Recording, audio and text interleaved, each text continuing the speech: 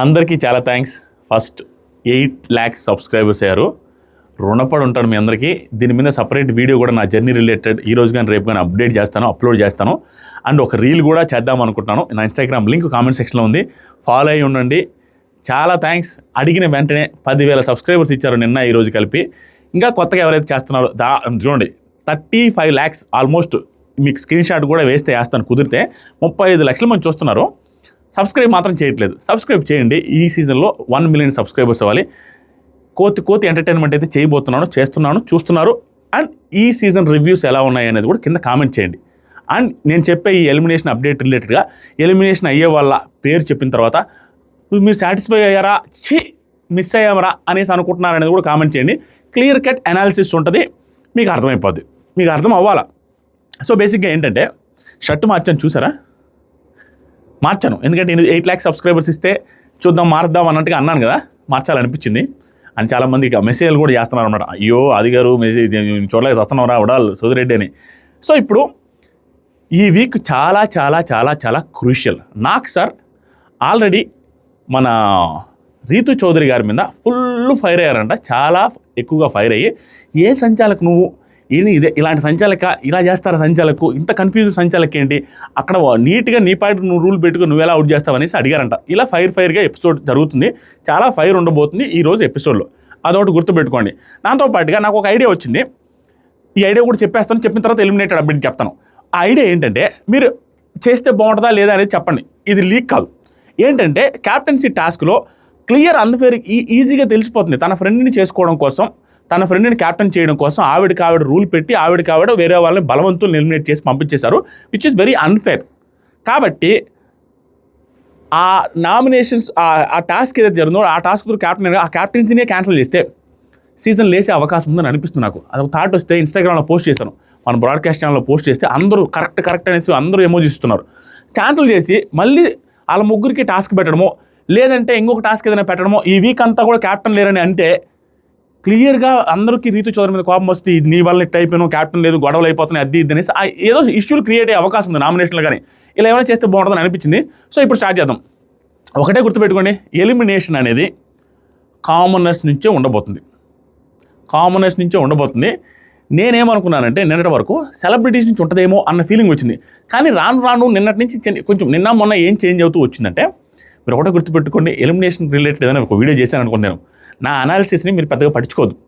Point నేను అలా తిరిగి పాయింట్కి వస్తా.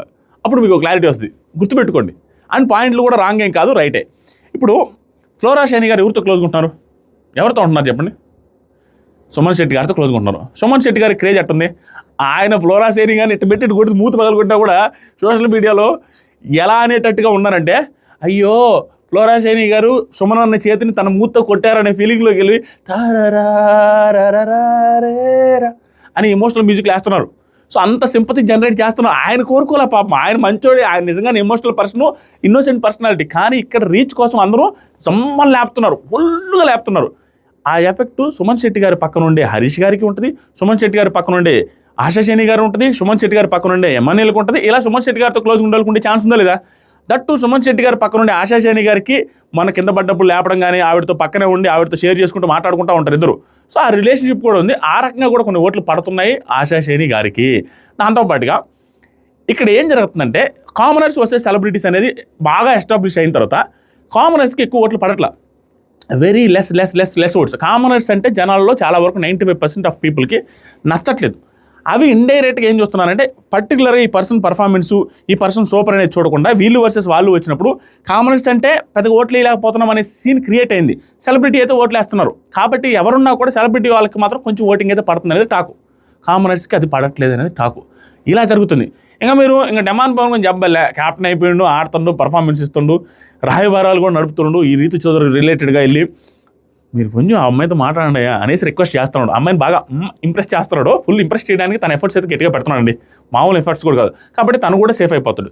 ఇక్కడ డౌట్ఫుల్ ఎవరున్నారంటే, భరణి గారికి ఇంక చెప్పాల్సిన అవసరం లేదు. ఆయన టాప్ 5లో రిజిస్టర్ చేసేసుకునే ఛాన్సెస్ ఆర్ వెరీ హై. ఎందుకంటే ఆయన చుట్టే సింపతి, ఆయన చుట్టే ఇది అవుతుంది. ఈరోజు ఆయనకు కొంత రిలీఫ్ కూడా రాబోతుంది, ఎందుకంటే ఆయనకు కొంత కాన్ఫిడెన్స్ కూడా రాబోతుంది. అరే ఈయనకు కాన్ఫిడెన్స్ రాబోతుంది, దాంతోపాటుగా కామనర్స్కి కొంచెం తగ్గే అవకాశం ఉంది. ఇక్కడ వీళ్ళు స్టెప్ ఎలాంటి స్టెప్ అంటే కామనర్స్కి అయ్యో ఏదో మనకి దెబ్బ కొట్టింది అనే అనుకునే అవకాశం ఉంది. కానీ వాళ్ళల్లో ఉండే కొంతమంది కామనర్స్కే మన రేంజే వేరు, మనం ఇంక మామూలుగా ఉండదు, దుమ్ము లేపేద్దాం, మనకి ఇక్కడ తిరుగులేదు కామనర్స్లో, మనమే తోపు అనే ఫీలింగ్ కూడా క్రియేట్ అవుతుంది. కూడా రెండు జరుగుతాయి. ఈ రకంగా గేమ్ చేంజ్ అయ్యే అవకాశం ఉంది. ఇక్కడ ఇంకా 4 ఉన్నారండి. ఆ 4కే ఆ 3 ఉన్నారు. ఆ 3 commoners are in danger zone. వాళ్ళ 3లో ఎవరు ఎలిమినేట్ అయ్యే ఛాన్సెస్ ఉన్నాయంటే ఒకరు వచ్చి హరీషు, మనీషు, ప్రియా గారు. యాక్చువల్గా అందరూ కోరుకుంటుంది ఎవరంటే ప్రతి ఒక్కరు ఎక్స్పెక్ట్ చేసింది మన ఛానల్ కింద ఏంటయ్యా ఆ హేట్రేడ్ ఏంటయ్యా, ఆవిడ ఏం సాధించిందయ్యా, ఆవిడ సాధించిన ఘనత ఏంటంటే ప్రియా గారు. ప్రియా ఎలిమినేషన్ బటన్ అనగానే 2000 లైక్లు, 3000 లైక్లు, 5000 లైక్లు, మామూలు ఎలివేషన్ కాదు, ఫుల్ రీచ్, నెగిటివ్ రీచ్. ఆవిడకి అగ్ని పరీక్షలో 170,000 మంది, 120,000 మంది ఫాలోవర్స్ వచ్చారు అంత ఫాస్ట్గా. ఆవిడ ఏమి ఒక వీడియో చేసింది, అది ఎంత వైరల్ అంటే నాగార్జున గారు చెప్పండి సార్ ఓటేయమని అనేసి ఆ వీడియో చేశారు చాలా క్యూట్గా. అది వైరల్ అయిపోయింది, ఫాలోవర్స్ భయంకరంగా వచ్చేసారు. ఆవిడ చేసిన క్యూట్ వీడియోస్ చేశారు. ఆ తర్వాత వచ్చిన తర్వాత లోపల అలా అనిపించట్లా, బయట కనిపించిన క్యూట్నెస్ అనేది మిస్ అయిపోయి అక్కడ రూడ్గా బిహేవ్ చేయడం స్టార్ట్ చేశారు. ఆ వాయిస్ వల్ల, వాటి వల్ల, ఆవిడ చేసే పనుల వల్ల, ఇంటర్ఫీర్ అవ్వడం వల్ల జనాలకి చిరాకు వచ్చింది. ఈ ఎఫెక్ట్ ఎంత కనపడిందంటే ఎక్కడికి పోయినా కూడా నెగిటివిటీ పెరిగిపోయి ఆవిడ ఎలిమినేట్ అవ్వాలి అనేటట్టుగా ప్రోమోల కింద, నాలాంటి వాడి కింద, సోదిగాడి కింద, అందరి కింద కామెంట్లు పెట్టడం మొదలుపెట్టరు. కానీ తను ఎలిమినేట్ అవ్వదు అని టాకు. ప్రియా గారు సేఫ్ అయ్యారు అనేది టాకు, సేఫ్ అవ్వబోతున్నారు అనేది టాకు. 100% ఇప్పుడు ఏం షూటింగ్ ఏం అవ్వలేదయ్యా, కానీ 95% నేను చెప్పేది జరగబోతుంది. కానీ షూటింగ్ ఏం అవ్వలేదు. Chances are very very very high. 100% అయితే చెప్పను, ఛాన్సెస్ ఆర్ వెరీ హై మాత్రమే. ఏదైనా చేంజెస్ జరిగితే మళ్ళీ ఒక వీడియో చేస్తాను, ఇది ఒకటి గుర్తుపెట్టుకోండి. నేను ఏది చెప్పినా మీకు అర్థమవుతుంది. సో ఇప్పుడు ఇంకిద్దరున్న డేంజర్ జోన్లో లాస్ట్ వీళ్ళిద్దరిని నిలబెట్టే అవకాశం ఉంది. హరీష్ అండ్ మనీష్ గారు వీళ్ళిద్దరిని నిలబెట్టే అవకాశం ఉంది. వీళ్ళిద్దరిని నిలబెడితే ఆ యాంగిల్ ఎలా ఉంటుందో ఒక మాట చెప్తాను. వీళ్ళిద్దరిని నిలబెడితే ఏమవుతుందంటే ప్రియా గారిని ముందే సేవ్ చేస్తే శ్రీజాకి, ప్రియాకి ఇష్యూలు ఉన్నాయి, వాళ్ళిద్దరికి అందరితో ఇష్యూలు ఉన్నాయి. కానీ మనం సేవ్ అయిపోయాము అంటే శ్రీజ ఎలాగూ లేదు, ప్రియా సేవ్ అయిందంటే ఏమవుద్ది, శ్రీజాకి అర్థం కాదు, అయ్యో శ్రీజాకి ప్రియా సేవ్ అయిపోయింది కాబట్టి మేము ఇద్దరం రిలేషన్ ఫీల్ అవుతున్నాం కాబట్టి శ్రీజ బాగా థింక్ చేస్తుంది. ఎందుకంటే బిగ్ బాస్ రివ్యూస్ కూడా చేసింది అమ్మాయి. కాబట్టి అమ్మాయి ఒక క్లారిటీ ఏమనుకుంటారు,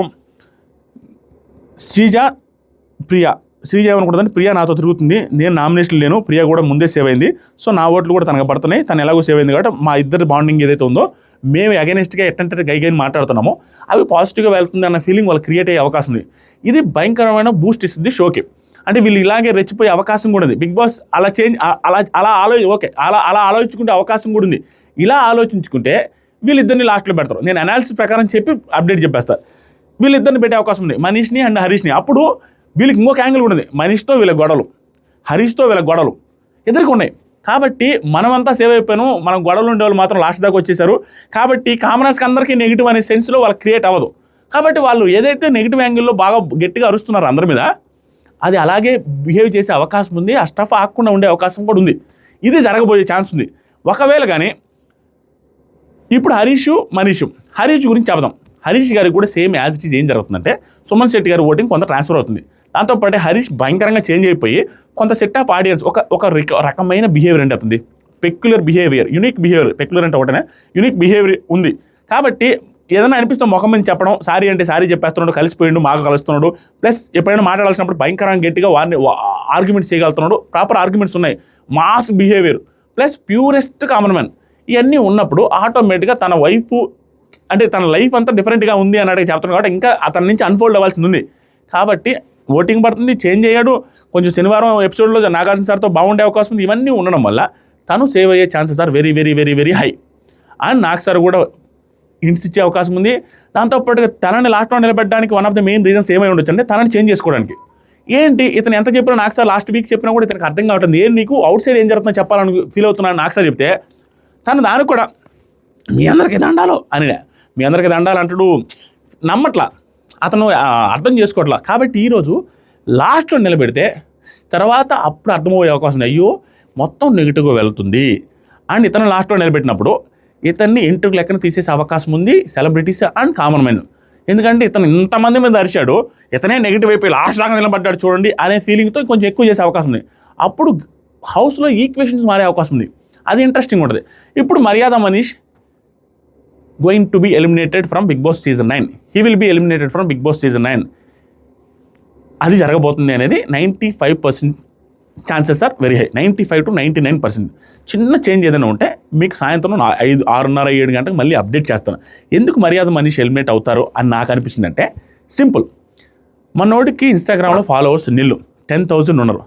అండ్ మనోడు ఏం చేశారంటే ఇటు ఉండలేదు అటు ఉండలేదు, వీళ్ళని అన్నాడు వాళ్ళని అన్నాడు, భరణి గారిని అన్నాడు, హరీష్ని అన్నాడు, శ్రీజాని అన్నాడు, తర్వాత వచ్చేసరికి ప్రియా గారిని అన్నాడు, ఆ తర్వాత వచ్చేసరికి అందరితో ఇష్యూ, సంజన గారితో ఇష్యూ, ఎవ్రీ పర్సన్తో ఇష్యూ ఉన్నాయి. అలాగని పర్ఫార్మెన్స్ ఉందంటే పర్ఫార్మెన్స్ లేదు. పర్ఫార్మెన్స్ ఉండి ఇష్యూస్ పెట్టుకుంటే ఓకే, కానీ ఓన్లీ ఇష్యూస్ పెట్టుకొని పర్ఫార్మెన్స్ లేకపోతే కష్టం. నామినేషన్స్ రీజన్స్ ఏమన్నా బాగున్నాయంటే అవతలోడు గోల్డ్ చైన్ తీసుకొని వచ్చాడు, స్టేజ్ మీద రీజన్స్ తీసుకొచ్చి చెప్పి 5 రోజులకి బిగ్ ఫిష్ అనే స్టేట్మెంట్ పాస్ చేశాడు. 5 వారాలకు 6 వారాలకు చెప్పాల్సిన స్టేట్మెంట్ పాస్ చేయాల్సిన స్టేట్మెంట్ని 5 వారాలకు స్టేట్మెంట్ పాస్ చేయాలి. అది మహా అయితే 5 రోజులకి పాస్ చేశాడు బిగ్ ఫిష్ అని, బిగ్ స్నేక్ అని. అది రాంగ్. ఇలా తను ఏమీ వర్కౌట్ కాదు, తన పాచికలు ఏమి వర్కౌట్ కాదు. బ్రెయిన్ వాడినాడు, ఇక్కడికి వచ్చి బ్రెయిన్ వాడుతున్నాడు. ఆ తర్వాత రామురాతో ఒక మాట అన్నాడు, ఫేక్ అన్నాడు, సింపతి అన్నాడు. ఇతను కూడా ఏడుస్తున్నాడు, ఇతనిది ఫేక్ సింపతినా? వాళ్ళు వేస్ట్ ఫెలోస్ ఈడియట్స్ అనేసి అన్నాడు శ్రీజాని ప్రియని అనేసి ఇక్కడ కూర్చునేసి ఏడ్చి మళ్ళీ నామినేషన్ వాళ్ళని చేయకుండా మాట్లాడాడు. మొన్న శ్రీజాతో గొడవైంది, మళ్ళీ ఉదయానికి శ్రీజాతో బాగుంటాడు. ఇవంతా ఏంటంటే జనాలు తీసుకోలేకపోతున్నారు. ఆటోమేటిక్గా ఫాలోవర్స్ లేరు, పెద్దగా రీచ్ లేదు. అండ్ ఇతను ఏంటంటే కొంచెం భరణి గారితో కూడా మళ్ళీ కలిసిపోతున్నట్టుగా అనిపిస్తున్నాడు. మిగతా వాళ్ళతో కూడా అందరితో బాగానే ఉంటున్నాడు. మేబీ ఇతను రిలేటెడ్గా ఇతను వెళ్ళిపోవడం వల్ల శ్రీజాకి ప్రియా గారికి ఇష్యూలు జరుగుతున్నాయి కాబట్టి ఇతను వెళ్ళిపోవడం వల్ల మన ఫాలోయింగ్ బాగుంది కాబట్టి ఇతను వెళ్ళిపోయాడని సీన్ క్రియేట్ అయ్యే అవకాశం ఉంది. కొంచెం కామనర్స్ డౌన్లో ఉన్నారన్న ఫీలింగ్ కూడా కొంచెం ఉండి వాళ్ళ అనుమని కూడా ఉండే అవకాశం ఉంది, కొంచెం బాగుండే అవకాశం ఉంది. అది నాకు అనిపిస్తుంది. మీకు అనిపిస్తుంది? నాతో పాటుగా అంతే, తన నుంచి ఇంకా అంతకుమించి ఏం లేదండి. కంటెంట్ కూడా అంత రూడ్గా ర్యాష్గా మాట్లాడే ఇది కూడా లేదు. స్టిల్ ఓటింగ్ కూడా చాలా చాలా తక్కువ ఉంది. ఫ్లోరా షైనీ గారికి ఆయన ఓటింగు ప్లస్ ఆవిడ ఇన్నోసెన్స్కి ఓటింగు వీటికి పడుతున్నాయి అనేసి talk. So Maryada Manish going to be eliminated from Bigg Boss season 9. ఇది ఫెయిరా అన్ఫెయిరా అనేది మీరే కామెంట్ చేయాలి. నా దృష్టిలో it is very fair elimination.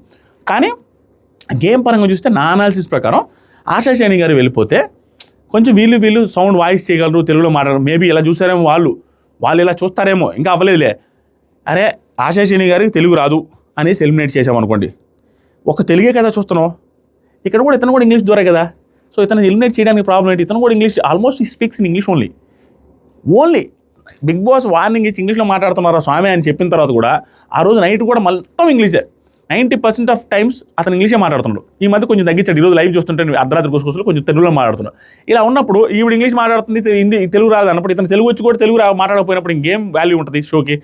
అందుకనే పంపించేసే అవకాశం ఉంది. ఓట్లు కూడా తక్కువ ఉన్నాయి. ఇది ఫెయిర్ అన్ఫెయిర్ కామెంట్ చేయండి. అండ్ కొత్తగా ఎవరైతే చూస్తున్నారో మామ దీనికి ఒక 10,000 సబ్స్క్రైబర్లను ఇవ్వండి, సబ్స్క్రైబ్ చేయండి. పోయేది ఏముంది? ఇక రెగ్యులర్గా 5 వీడియోస్ ఎవ్రీడే 5 వీడియోస్ చేస్తాను. ఇన్స్టాగ్రామ్ లింక్ కూడా కామెంట్ సెక్షన్లో ఫస్ట్ కామెంట్ ఉంది, క్లిక్ చేసి ఫాలో అవ్వండి.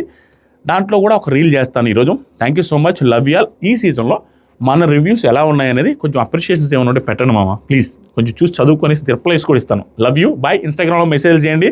ఏదైనా బిగ్ బాస్లో నేను మర్చిపోతే మీరు ఇన్స్టాగ్రామ్లో మెసేజ్ చేస్తే అవి చూసి కూడా నేను ఆ పాయింట్స్ కవర్ చేస్తాను. అందరికీ రిప్లైస్ ఇస్తాను. Thank you so much, love you all. జీవితం మొత్తం మీకు రుణపడి ఉంటాను. సపరేట్ వీడియో కూడా 8 lakhs అయిన సందర్భంగా పోస్ట్ చేస్తాను వెరీ సూన్.